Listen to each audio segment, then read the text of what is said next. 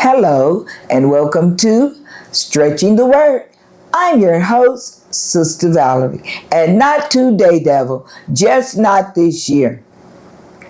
One of the simplest forms and things that the devil uses over people is mind control.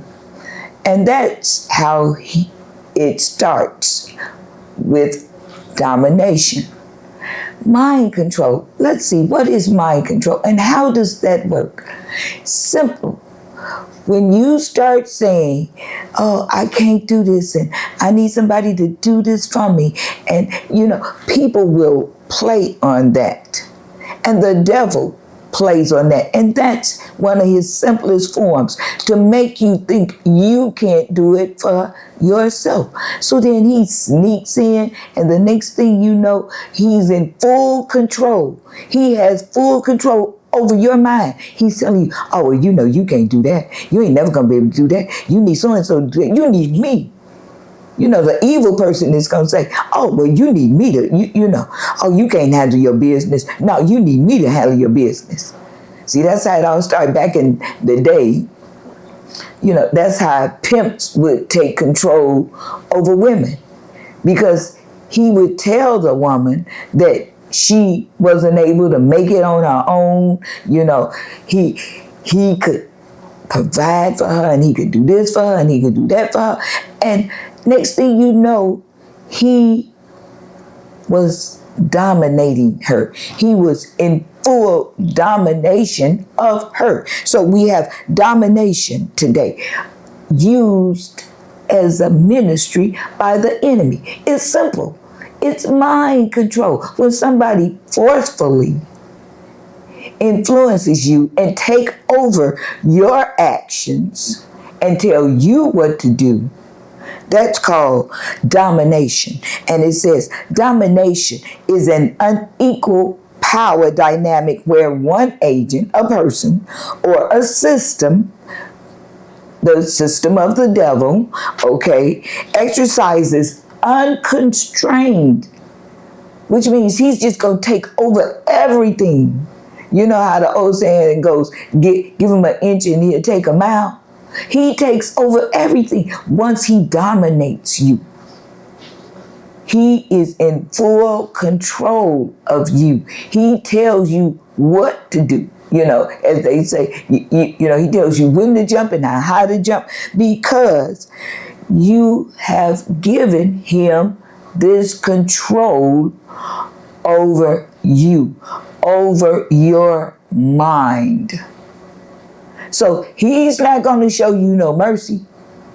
He's just going to have full reign over you. And you, because now you become subject to him, he's going to totally ruin your life, because he has control over you, unless there's divine intervention, because, you're at his mercy.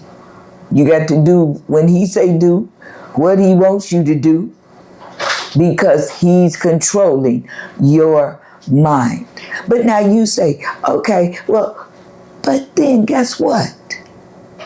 Aha, surprise. When you turn away from God, God will let your enemies have control over you. Not to totally destroy you, but until you come back to your senses.